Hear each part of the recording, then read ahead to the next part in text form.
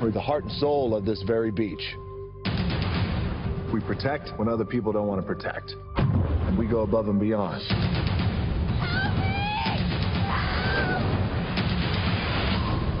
If you want me, you can have me. Some other time. Yeah, that's a clip from Baywatch, the new film based on the 1989 TV series by the same name. The movie stars Dwayne "The Rock" Johnson and Zac Efron. Joining me now in the FOXlight, host and Senior Vice President of Marketing at Fox News, Michael Tammero. Morning. We love that. We've already decided we love The Rock. Not so much Zac Efron. Yes. His abs give it an Academy Award-winning performance for sure. Can this movie, can it knock Alien Covenant, which opened at #1 out #1 last week, underperformed at the box office, Aliens did. It's sure to drown in the box office surf this weekend, coming in around #4. This movie, Baywatch, will come in #2. Look, Dwayne "The Rock" Johnson can open movies. He can do what very few stars and actors do these days, is open big and open internationally, which is sort of what this movie is going for. It's based on probably the most popular television show around the world, Baywatch, in the 80s and early 90s. So it looks to come in around $30–40 million. It was made for about $80 million. It's a Paramount release. Paramount is desperate for a hit. They're in a new leadership with Jim Giannopoulos right now. They just paid out $135 million in severance and have all brand new Chinese financing. So we'll see how this does. But are they going after an audience who did not necessarily watch the original television show? Both. I mean, you know, Zac Efron appeals to a younger demo for sure. Dwayne "The Rock" Johnson sort of appeals across the board. Guys, people like us, remember the show, will probably go and check out the movie over the weekend. Yeah, let's talk about Pirates of the Caribbean. Yes. Dead Men Tell No Tales, also hitting theaters this weekend. Disney looking for big numbers at the box office to offset the film's $230 million budget. Wow. 5th movie in the franchise. Johnny Depp really needs the money. Right after the Amber Heard divorce. And he needs a hit. Can we go through the list of films that have bombed with him in the lead? But again, what are the expectations for this movie? This is Disney's 3rd wide release this year. They've grossed over $2 billion so far between Beauty and the Beast and Guardians of the Galaxy. This movie, as I said, was made for about $235 million. It's going to open around $80 million. A far cry from the record $135 million World's End made back in 2007. So we'll see how it does. It'll probably make $135 worldwide too. Caitlin in the break asked, why does Disney keep making these Pirates of the Caribbean movies? And that's because they're still making a decent amount of money. Yeah, it's a proven franchise that people like and go back to for more. But $230 million, you would think that they would have gotten that budget under control. The critics have panned this movie. They panned Baywatch. I would not be surprised if on Tuesday morning we're reading that this movie underperformed. Yeah, and then where does Johnny Depp go after that is the question. Right.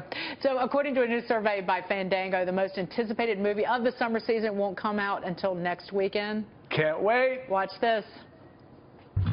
Who's this young woman? She's my,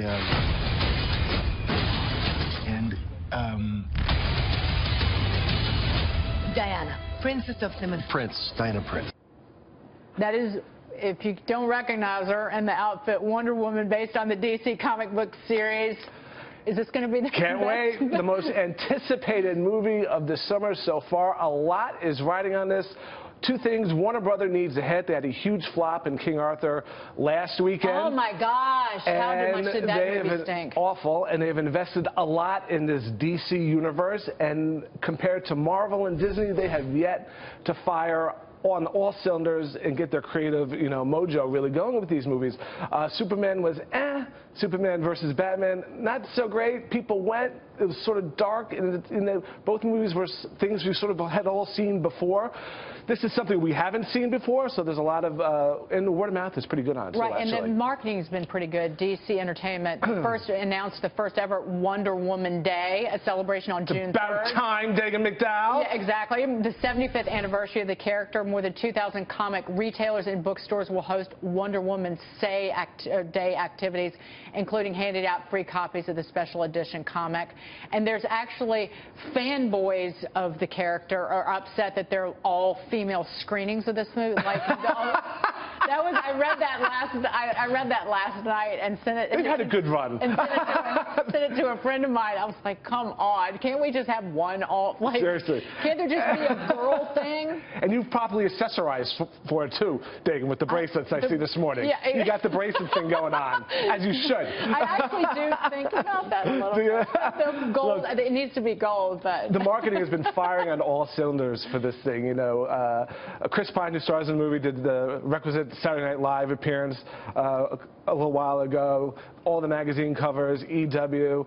So we're just going to see how this does. And it doesn't matter that the woman who's playing Wonder Woman is not a known star. Both Maria Bartiromo said she was the best thing about Batman versus Superman, Gal Gadot. She is incredible, stunning looking, very talented, and she has the whole going But on. I did look, when I see her, I go, who's that? Yeah. She looks vaguely familiar, but I mean, I should the be. character is bigger than the star. For now. I should be more on top of that. Really quickly, analysts say the summer box office season has gotten up to a slow start. Trying to beat that $4.4 billion mark that the studios set last summer. Yeah. But again, you mentioned King Arthur. Big flop. Aliens was sort of underperformed. Was it the marketing or just the bad films? Well, people, in the case of Arthur, it was a bad movie. You know, there's not a big demand for another King Arthur movie. We've sort of seen it. And that's sort of the big trick going into this summer season is, you know, show me something I haven't seen before and tell me something I haven't heard, as the old saying goes. There's a lot of hype for Wonder Woman, something we haven't seen before. Dunkirk, a lot of demand for that. It looks fabulous. The Dark Tower of Stephen King. You know, we've sort of seen Despicable Me 11, you know. You know what we need for the summer? Another Hidden Figures. We need another Hidden Figures. I watched it. Simple storytelling. I finally watched it, but it hits all the bases. It does. It's like women, the civil rights movement, uplifting story, a story of empowerment and drive and perseverance. It's a great American film. It's a unique American story. You were a huge champion of that movie. Incredible performances. Octavia Spencer. I'll watch it again and again and again. Michael Tammero, great to see you. Good to see you. Have a great weekend. You too.